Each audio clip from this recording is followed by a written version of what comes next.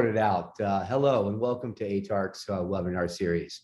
ATARC is the Advanced Technology Academic Research Center and is a nonprofit that facilitates collaboration between government, industry, and academia in order to accelerate technology and modernization initiatives. They provide ongoing opportunities for cross-agency collaboration through on-site interaction, learning, and market research.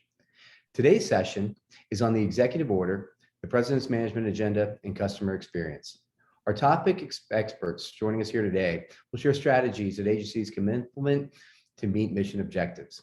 My name is Justin Brooks. I'm a director here at ServiceNow, responsible for customer and industry workflows at Federal.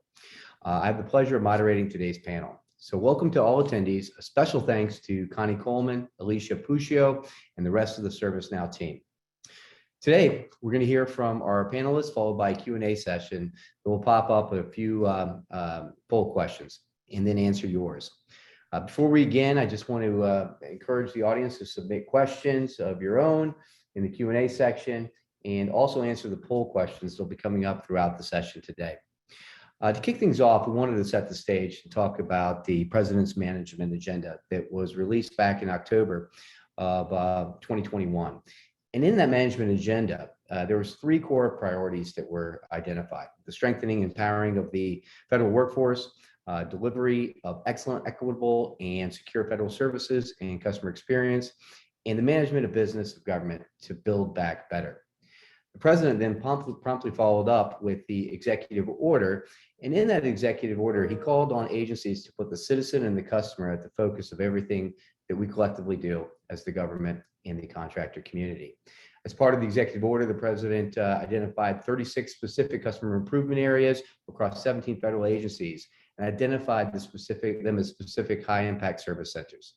But the EO is just not limited to those HISPs, but all agencies are delivering services to customers, whether those be citizens, veterans, service members of their families, or industry. So now I would like to introduce our panelists. If you would like to give a wave when I call your name, and please introduce yourself and tell us a little bit about your background, your current position, and anything else you'd like our audience to know about your department or agency. Mr. Mike Palmer, let's go ahead and start with you. All right. Hi, my name is Michael Palmer. I'm with the Bureau of Industry and Security at the Department of Commerce. I am the Chief Experience Officer and Associate CIO for BIS. And just to give you a little bit of background on what BIS does, whenever a company or entity, that could be an individual, wants to export a technology outside of the United States, they need a license. And so half of what BIS does is that licensing process. And the other half of what BIS does is investigate cases of people trying to get around that licensing process. And so that's BIS in a nutshell. Great. Thank you, Mr. Palmer. Mr. Johnny Dickus, JD. I'm Mr. Dickus from the Department of Energy. I'm the program manager for the Data Center Optimization Initiative, as well as sustainability. Some other hats I wear is the 21st Century ID Act program manager and the customer experience for the agency. So that's what I'm doing. I manage a lot of stuff with innovation and emerging technologies as well in the CIO's office. Thank you. Okay, thank you, Mr. Dickus. Ms. Barbara Morton, over to you.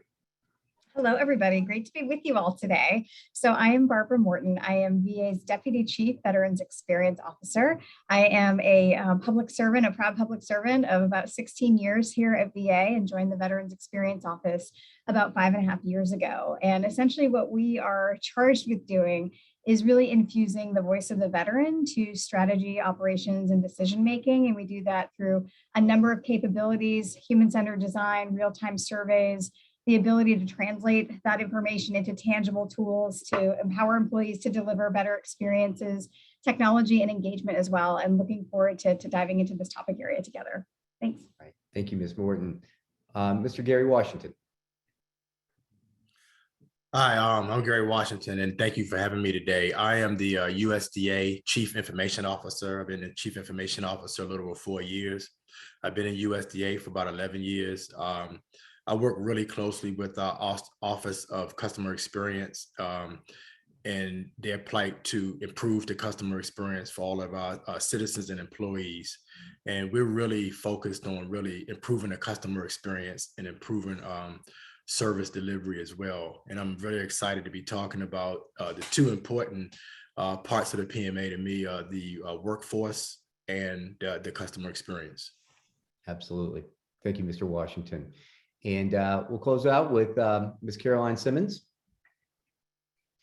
Hi, everybody. I'm Caroline Simmons. I'm a senior strategist on a very small customer experience team over at the Cybersecurity and Infrastructure Security Agency. I'm fairly new to government service, transitioning from the private sector in the last year. And although I've been working in this space for the past decade, I have had the privilege of developing a particular expertise in building new programs and services within the government. So excited to be here today. All right. Thank you, Ms. Simmons. And thank you to all of our panelists for joining us here today. And at the opening, I talked through the President's Management Agenda and the Executive Order. So inclusive of those directives, why does the federal government need to reprioritize the customer experience? Mike, was that someplace you'd like to start? Sure. Some people choose to engage with the government and others are forced to because of what they need to do. And so you think about the multitude of experiences, and I think I was really exposed to this a lot during my time with the U.S. Digital Service and learned from the design community there that people shouldn't be forced to go through a poor experience just because they have to engage with the government. And so I think this executive order hits at the heart of that and makes it a priority for us. So for coming into my gig, my new gig here at BIS about six, 7 months ago, within the organization, I think one of the key things for our customer experience is just to have those customers at a foundational level.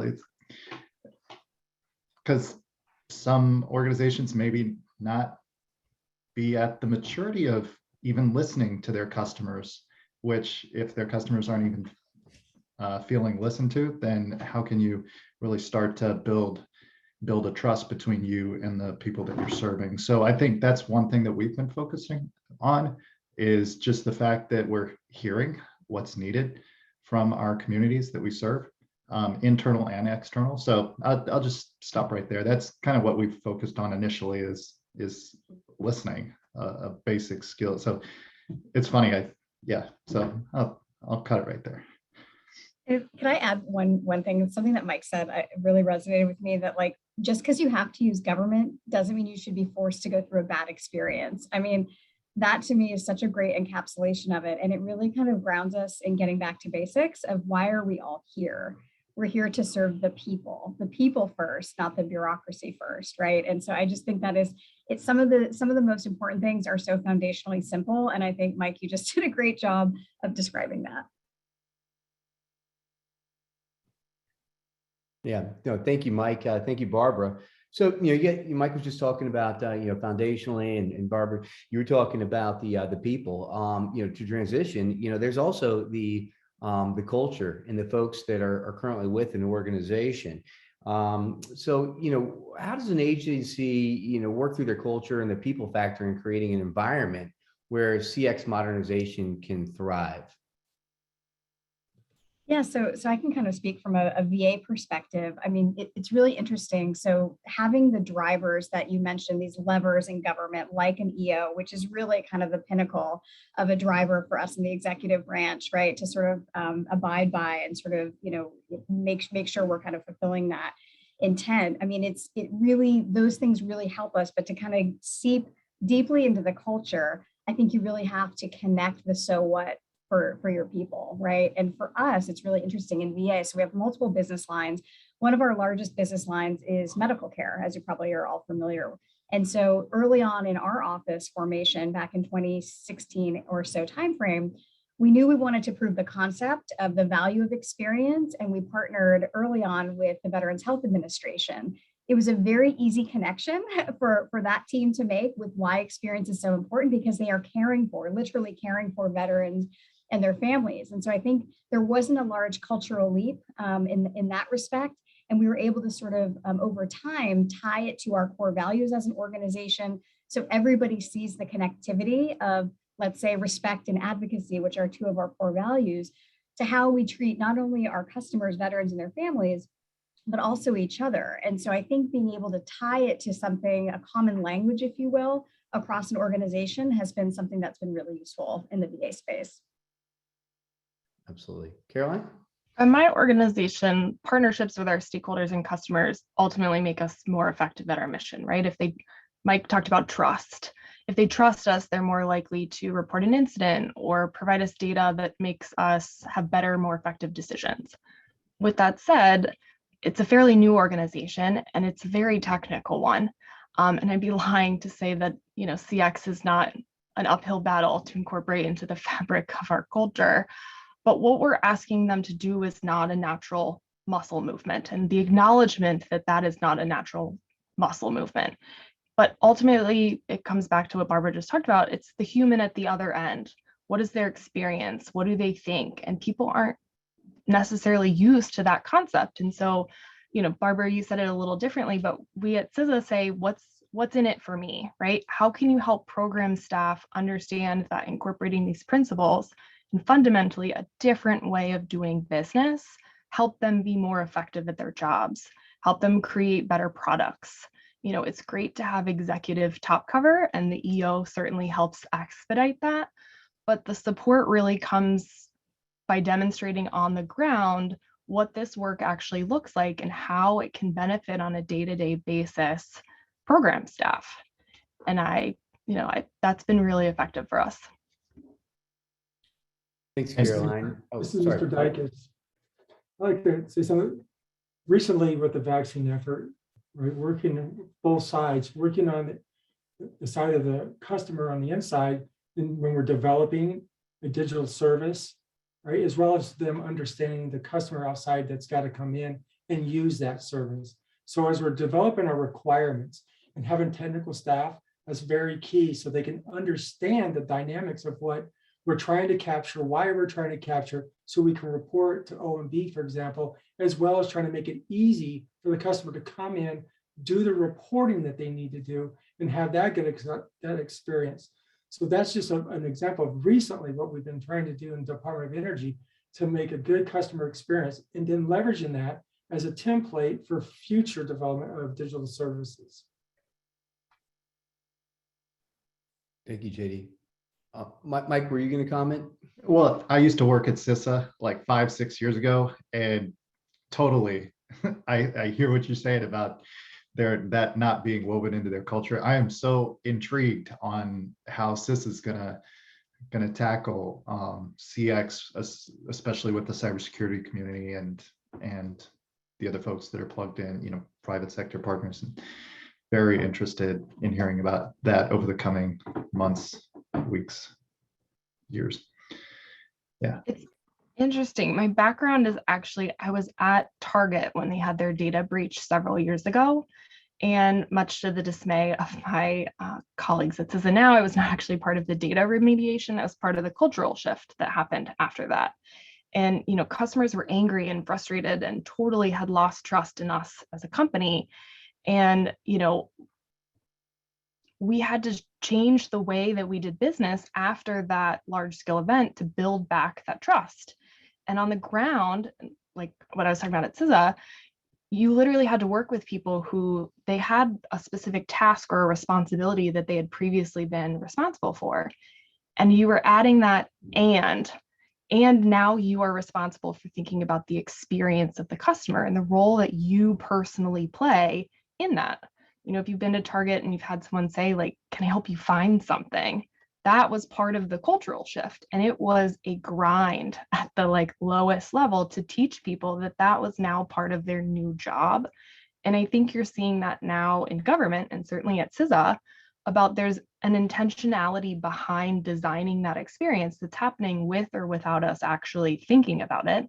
And so, whether you're talking about agency to agency like it is at CISA, which is unique to some of you guys who are talking about agency to the American public, but there's an intentionality in how we're building trust and transparency about why we're doing something, what we're doing, and then how it benefits them, and getting people on the ground level, just like I had to do at Target, to see how they play a role. And I think, Barbara, you guys have been really successful at that at the VA of, this is the role that you play throughout this journey, and this is how you are personally responsible for being a part of that.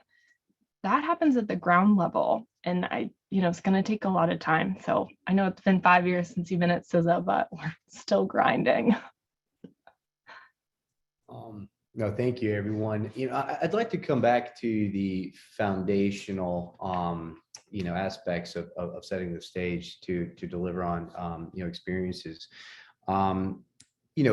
There's an entire industry built around feedback, right? You just have to look at Yelp and things like that, the today's customer is open and willing to provide that feedback. And to that end, they're also become accustomed to many different modern experiences in their daily life, right? And they want to know why when they interact with government, they can't, have some of those similar experiences. And Mr. Washington, you were talking about the two things in the PMA that were of the most interest to you, right? And that was, the employees and then the customer experience. What is it that you see from, what citizens expect, and then also your employees and the technology that they're able to use in their personal life, and what they're able to use to deliver on services within their professional life as well?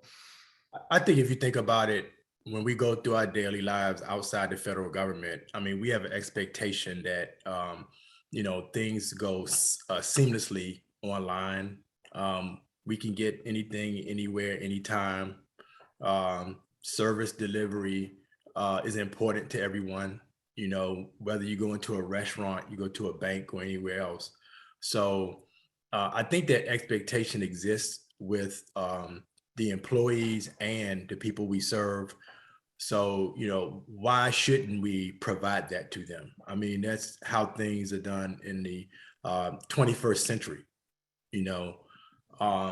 So I think, as we go through this journey, because it's not going to happen overnight, but as we go through this journey, I think, people will find that there will be, not only will you make your customers happy, and as a government, we'll get more positive feedback in terms of how we're doing, but there will be other monumental benefits as well.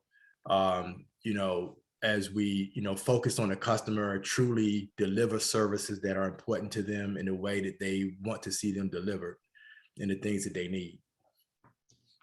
Absolutely. Hey, Kim, if we could, let's post a poll question. I'd like to hear from the audience on what they feel is the biggest inhibitor to their customer experience goals. Mr. Dykes, yesterday when we were speaking, we talked a little bit about, the infrastructure that needs to be in place to support, the aspirations of agencies to deliver customer service. Would you like to talk a little bit about what you're seeing from your organization?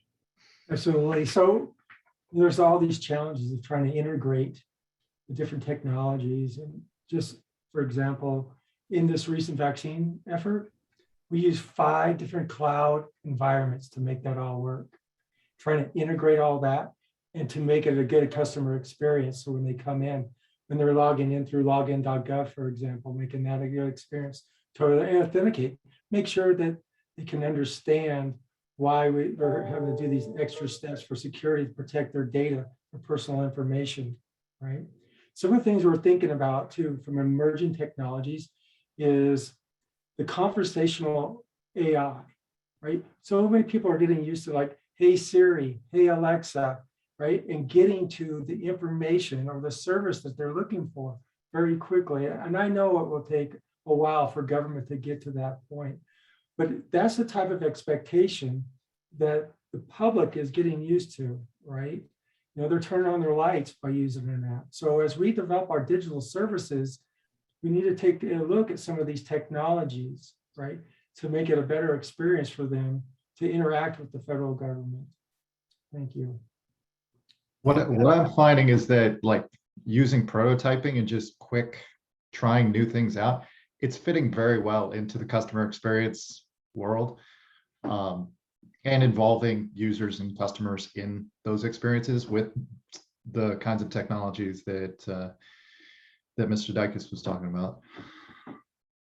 Yeah, absolutely. I'm not sure if you guys saw the poll when it popped up, but over 50% of the respondents said legacy technology is the biggest inhibitor to, the goals of modernization and creating the new experiences. Caroline, we also have a question. I think it's a very good one that came through in the Q&A specific for you. What are good ways to sustain energy during the grind to get people to realize that everyone is responsible for CX?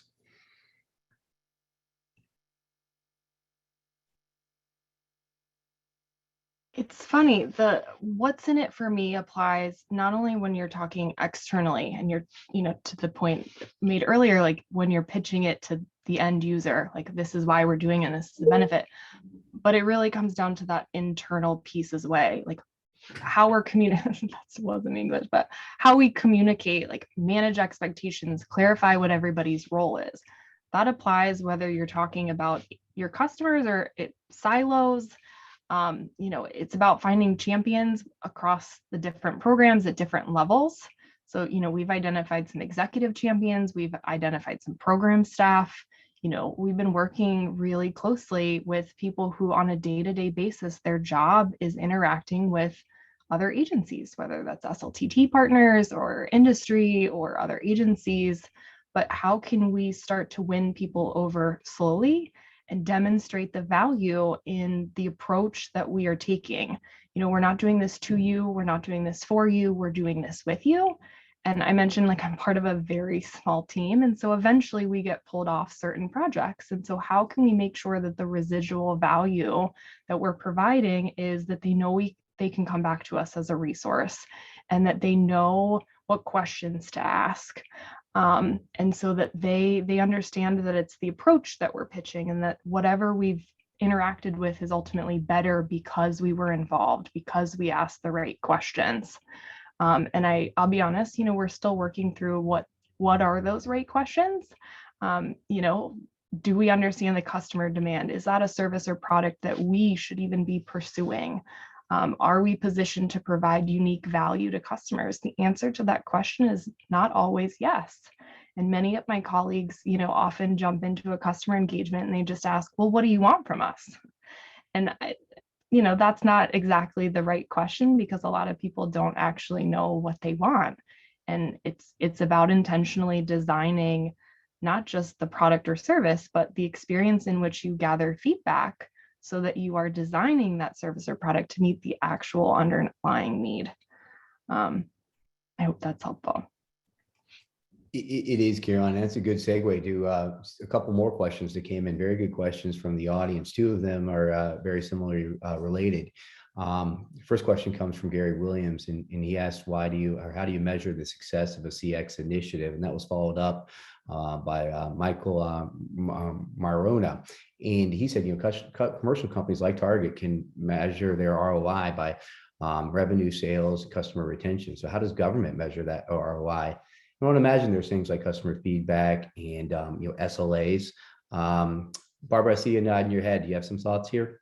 Yeah, so this is such a great question. And if I can just rewind in history a little bit. So Sure. Back when our office was established in 2015, 2016, there was a lot of debate about this very issue. Like, how do you measure impact here, right? And so for us, we were sort of born, our office and capability was born out of a crisis, really, the Phoenix VA Medical Center wait time crisis in 2014. And so for us, we knew that we had lost trust. You heard Michael and Caroline talk about trust, and that's sort of our North Star. That's our currency. So the way we measure our impact at a high level is literally asking veterans and other users, do you trust the department to fulfill its commitment to veterans?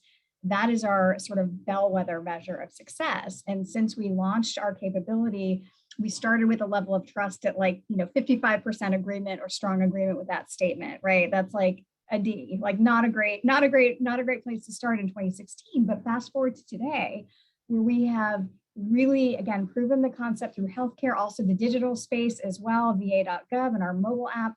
We are now at a level of trust where 79% of those surveyed either say they agree or strongly agree with that exact same simple question. And so I think what we have to do in government is sort of open our minds to thinking about measures of the success can be operational measures, right? Additional enrollees, more people who engage with us. But a co-equal measure of our success and impact has to be those very simple questions about, do you trust this agency? Was it easy to get what you wanted? Was it effective? Do you feel like a valued customer? So elevating those experience measures as co-equal performance measures as other traditional operational measures is really how we VA have done it. And we think that it can also apply, of course, across other agencies. And indeed, you have the OMB 11 circular, which asks us as executive branch agencies to measure in this common language and these common domains. So I think that's kind of how we're tackling it at VA and across government. Funny, we stopped using the word feedback and we call it customer data. And to Barbara's point, she listed off sort of the non-traditional measures of success. And in a technical organization, we have a lot of data on agencies. We have a lot of data on our customer that's very operational, it's very technical. And pushing at the executive level that there is also value in having this, I don't want to say feelings because that's never going to go over well in my organization, but this other set of metrics that will improve their ability to make decisions and prioritize stuff. And it is, do they trust us? How many people are using it? If they were using and they're no longer using it, why are they no longer using it? And that set of data is just as valuable as the technical data. And that's a cultural shift from an executive perspective that we've been pushing. I'd like to just chime in on that. I agree. The geek in me, for example, the performance metrics on everything, always constantly looking at that and trying to shift the cultural and behavioral of others to the customer experience, right? Transactions per second and how long it took someone to fill out a form. That's one thing, but looking at how easy was it to use? And then, like you said, instead of saying feedback, what was your customer experience? What was your experience? And asking them to get some feedback on there so we can make those products and services even better. You're right, Caroline. Absolutely, absolutely. So, we just talked about, what the the administration is doing, right, from a departmental level, what you guys are doing at an agency level. We've got the executive branch to put out, the PMA and the executive order. We had another question that came in from Eric Johnson. Many times these executive orders come out and there's a directive and there's no budget that's assigned to it, right? So, from you all's perspective, the legislative branch, what is your expectation from them from a budgetary standpoint? What would you like to see to bring those three legs of the stool together? Well, I'll chime in quickly. We struggle with resources just as it is with meeting our mission. We do it effectively, but we do it on as my boss says, on an RC Cola budget, not a Pepsi budget. So I think with attempting to more effectively meet customer needs, I think simple resources is a thing to talk about. The other thing that comes to mind is the ability to do user research, and any potential policies, laws that limit that, I think is fundamentally going to prevent or discourage effective customer experience work.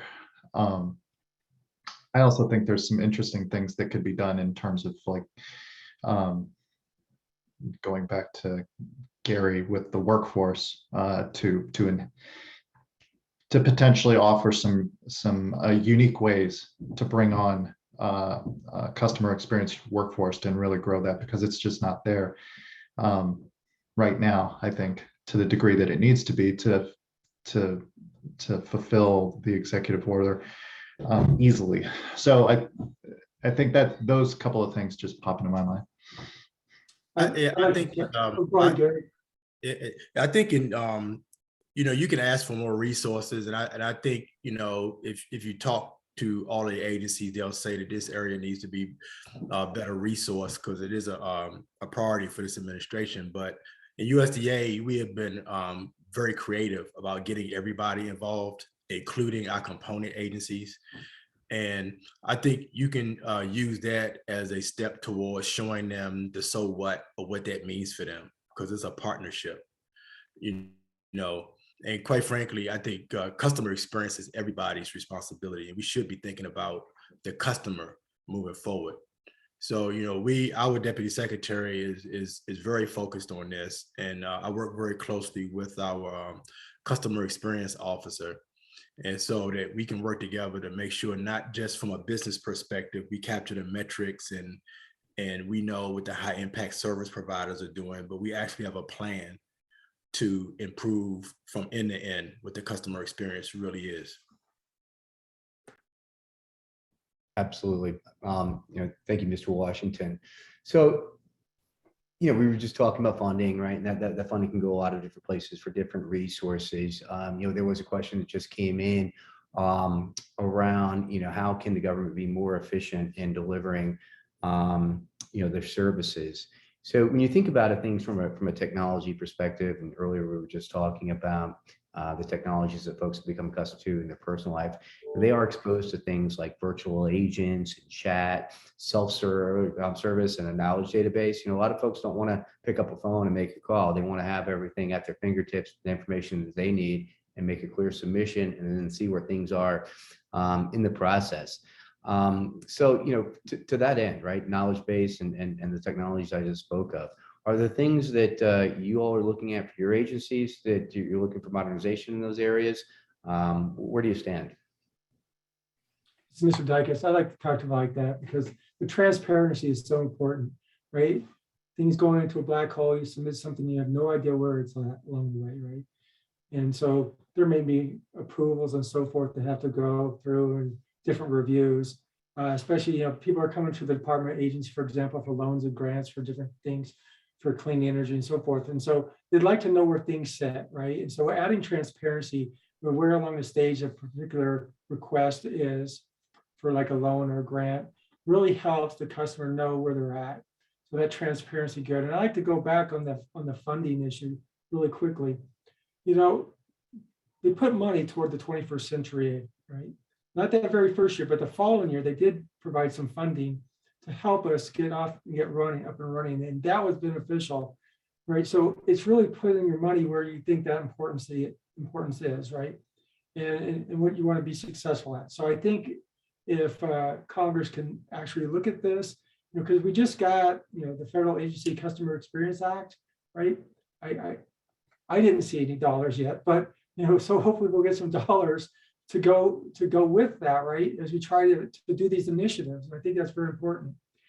Some people have small teams, and we really try to do what we can with those and try to get out some new technologies. And that's why, like, for example, we use, the agile stuff, so we can get a little bit out there, get some feedback, and put some more out there, and then try to build, because sometimes, we can't wait and do waterfall, like you take a year and a half to get something. Our customers experience quick, responsive, right? And so we need to quickly get something out there and get feedback and continue to make things better. That's why I share that. Thanks. Mr. Dykes and I talked a little bit about how we're focusing on data.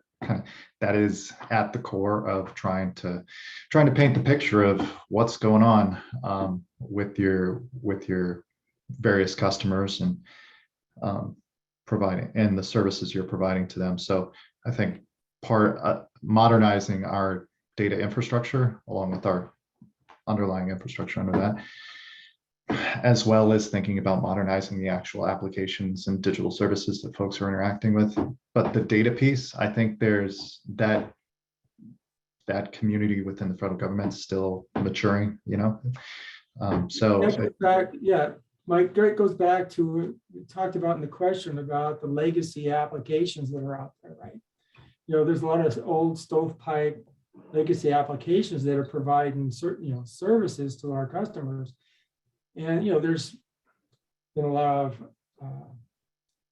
legislation on trying to improve and get rid of that legacy. So we need from a cybersecurity perspective, right, we need to get those things upgraded.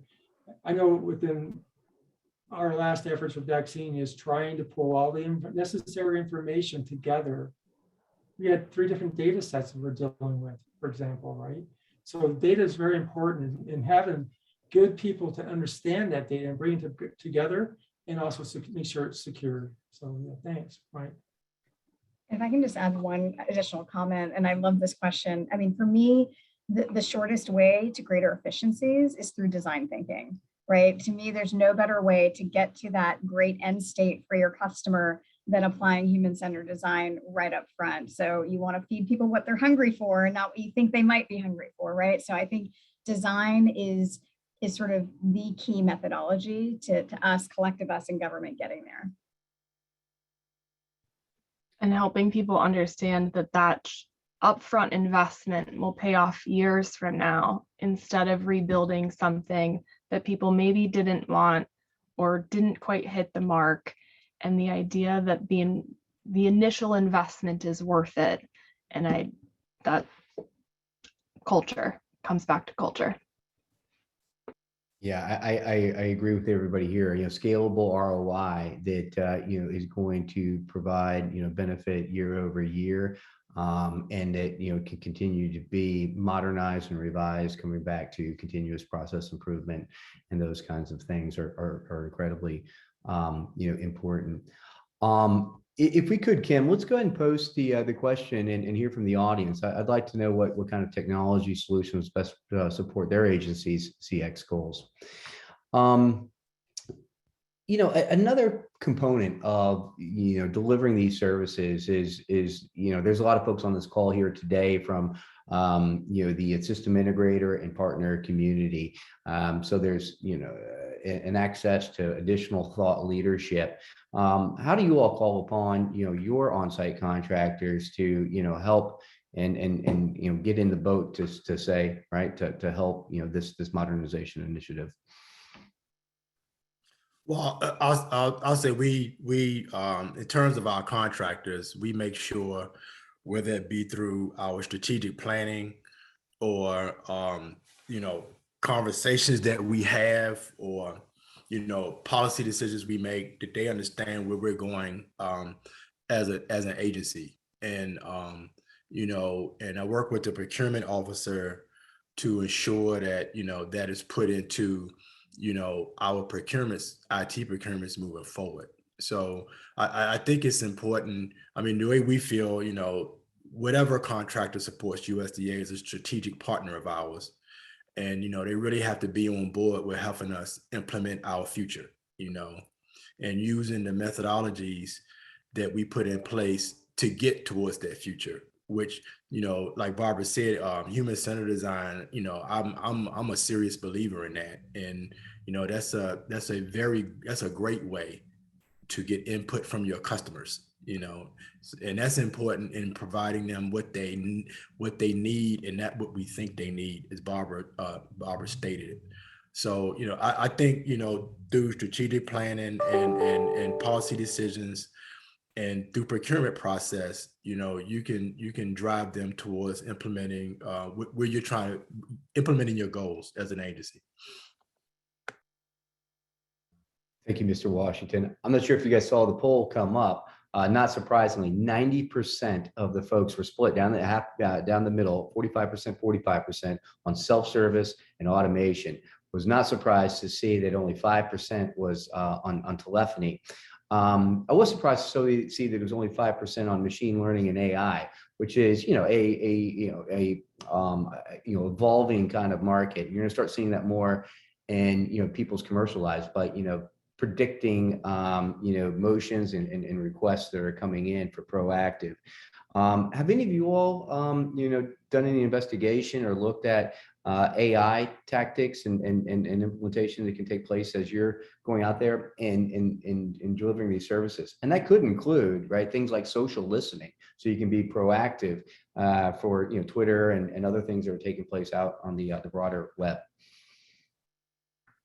The only thing that we've been looking at, and not speaking about vendors or anything, but is using the machine learning and AI for when they're filling out a form, seeing how long it took them. It took them 5 minutes to fill out this form, and where were the areas that were difficult for them to fill out, right?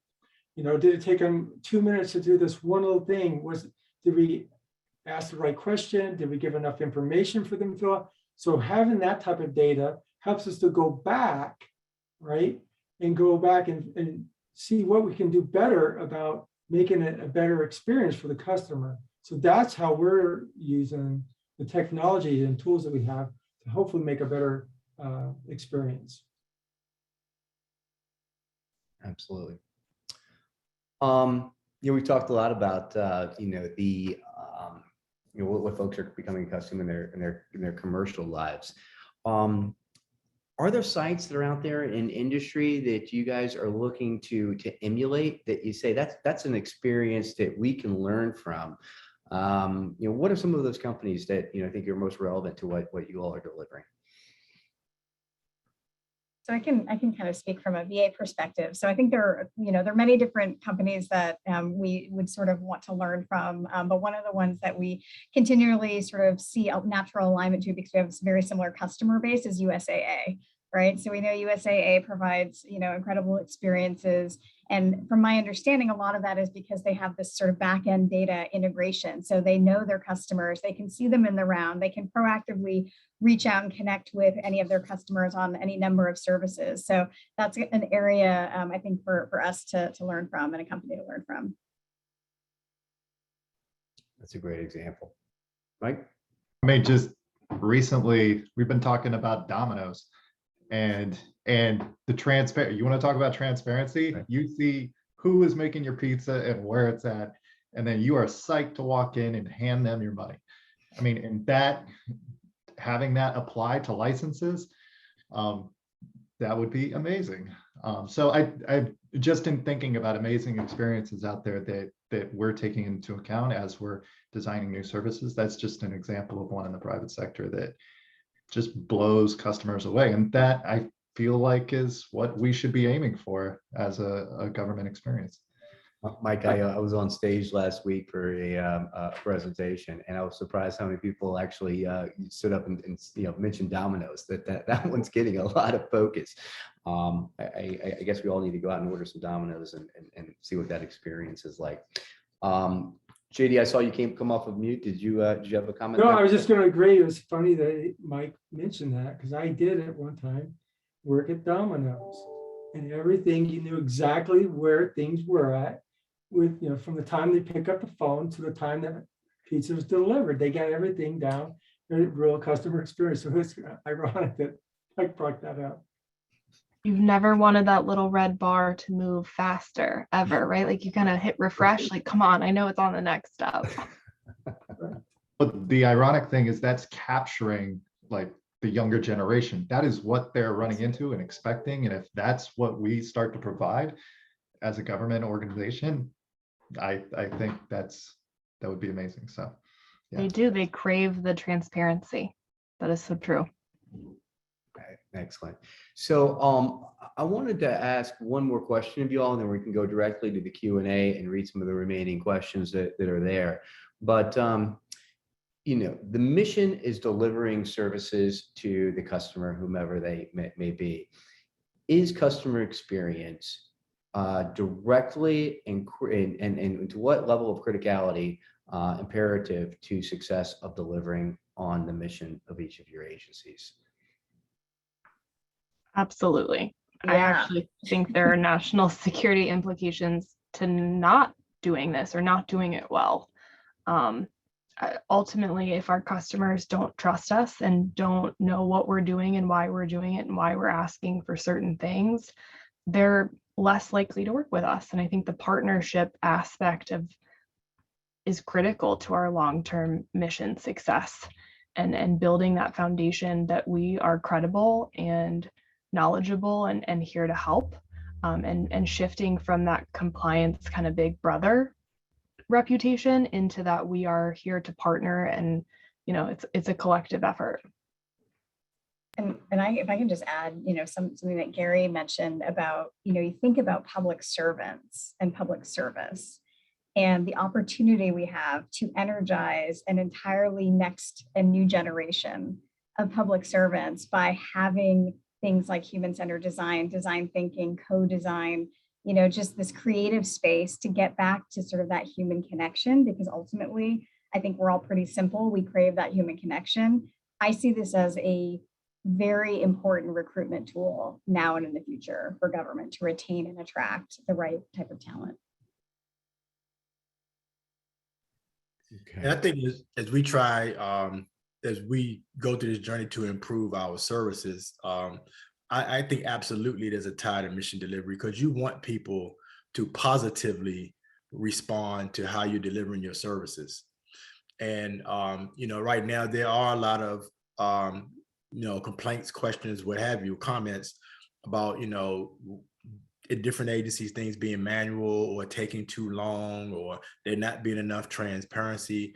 So, I think going through this journey and applying this government-wide would do nothing but improve customer satisfaction, our ability to recruit and retain that next workforce, and so I just think there is a relationship, and it's going to do nothing but make things better for everybody.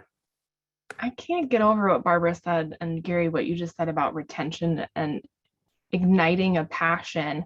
And, Mike, you were talking about dominoes, right? If you are selling that you have the opportunity to create something like that in the government, that, people do have misconceptions that this is bureaucratic. And Justin, you asked us a question earlier about silos, right? When I think of government, I inherently think about bureaucracy and silos and like everyone kind of doing their own thing. And that's not the case. Like, this is igniting at the highest levels and the lowest levels a focus of how do we all work together so that the thing that we are creating is ultimately better, not just better for us as an agency, but better for the people who are using it. And as an agency with 11,000 openings, I think was the latest number, we are seeking the next round of great talent, and infusing this kind of creativity and excitement behind you could do cool things in the government. That's such a good point, Gary and Barbara. I'm excited. One of the last comments I'd like to make is, like, I had this vision, and I think I mentioned it the other day, that a portal, single sign-on to come to the government, right? I'm an older gentleman, right? IRS, Social Security, I'm a veteran, 20 years Air Force, right? I'd like to go to one place, enter the portal with my single sign-on, and use my conversational AI to get to the service I need, right? I can see that happening, and I can see, as long as we have people in the government that can see that and have that vision and get the buy-in from the next generation coming in, they have that desire to use that app on their phone to get to that stuff. And I think as we try to change the culture, the behavior of people, we'll get there. It's this big ship we're trying to turn, but I think we'll get there. Thank you. So, the takeaway on that parting question, right? So I think it'd be fair to say that mission success is synonymous with exceptional citizen and customer experience. Ms. Morton, Barbara, there is a comment, in the chat. I'd like to draw your attention to it, but it was from one of the members of the audience, and was talking about a veteran that passed away, and really, talking through and calling out the excellent experience and healthcare that was provided to her family. So please, take a Thank you for sharing that. It means a lot. Shared passion, shared purpose of my VA brothers and sisters. So thank you for sharing that. Absolutely. And as a veteran myself, I'm truly appreciative for everything you do for the veteran community. So folks, keep coming, having your questions come in. We'll be running through and answering a few of these. Let me read another one here. Your customers appreciate having a consistent engagement experience across an agency, right? For all the different services that are provided, both phone, internet, walk-in. How do you ensure that these various channels provide consistent delivery of services and customer experience? I don't know. I feel like that comes from leadership, like some of our jobs, right? And just consistent messaging of culture and expectations on a couple of core values. I'll tennis racket to my colleagues to to run I'll with that. chime in on that, Mike. So for example, the 21st century, we were asked to convert our paper-based forms to digital, correct? And so we did that, but there was also a requirement that we maintain a paper base because there's still an audience out there that may still have to use paper. They're not, we had example, we had 4 generations within the Department of Energy. Think about that, 4 different generations. Some people are geeks out there and don't have mobile devices and laptops and desktops to use to get to this digital services. So they still require, they'll write a letter into the Department of Energy for a Freedom of Information Act question that they're looking for an answer. So we got to provide the forms, still provide that capability in a paper-based form. So having those multiple channels, whether they can walk in, and I know that was a struggle. I think it changed a lot of culture and behavior with the pandemic. I mean, so much was done over the internet, but we still needed to provide that certain services to those people, and having those multi-channels still available potentially to service that community. If I could add to that, I think even for a department as large as the Department of Agriculture, you have to have a vision for what you want your agency to look like at a point in time and how you want to deliver those services. And I think that message has to be consistent throughout the department and into the lowest levels of the components. And there needs to be measurements against obtaining that state, So I think it does come from leadership, as Mike said, but there has to be, a team effort to make sure that you obtain that. I think that's an interesting point. I think it requires both that top down and bottom up. And, in my target story, when I was talking about teaching individual people, like this is the role that you play, that you are accountable for in this broader experience. And, leadership can mandate a lot of things, but if you don't make that culture shift and make everyone understand, whether they're part of the paper service or they're part of the digital service, that you play a role in this and you need to be thinking about this in everything that you do, that's where you'll find success. Absolutely. I think we've got time for one final question. There's a question from Martha Davis, and she asked about the tactics that agencies are using to understand what matters to their customers. We talked about feedback and probably surveys that can be obtained. But what else allows you to understand what matters to build things that the customers will use and will improve their experiences?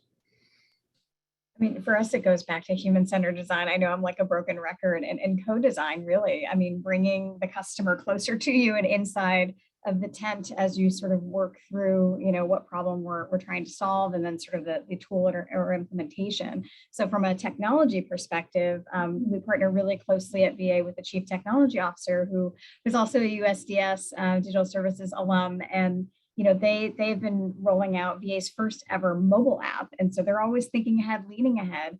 And they've designed it based on direct feedback and co-design iteration with veterans. And so it's really just practicing that, being comfortable with that rapid iteration, again, bringing the customer inside this journey of co-design with you.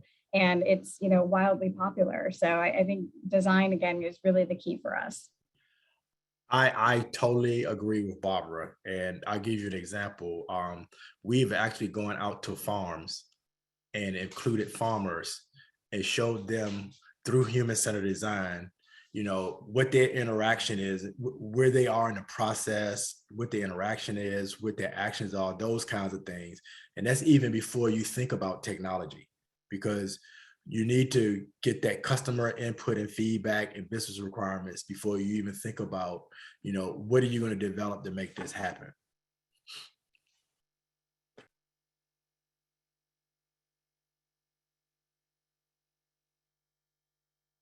If no other comments, we're going to put up one final poll around your CPE credit. Please fill out if you'd like to receive credit for this event. I would like to close things out with thanking this very esteemed panel for sharing their experiences, how they're leading the way at their agency and across government to continue to evolve and deliver exceptional experiences to, our most important resource, which is the American people and our industry. If there's any comments that the panel would like to make as a parting gesture to the audience, please feel free to do so now. Anyone? Great discussions. Appreciate the time and attention for everybody. Awesome. All right. Thank you very much for joining us today. We hope to see you again on March 24th is going to be the next panel where the discussion will be on mapping a zero trust journey for the federal government. Okay. With that, enjoy the rest of your day and thank you all for your time. Thanks, everybody. Have a good one. Thank you.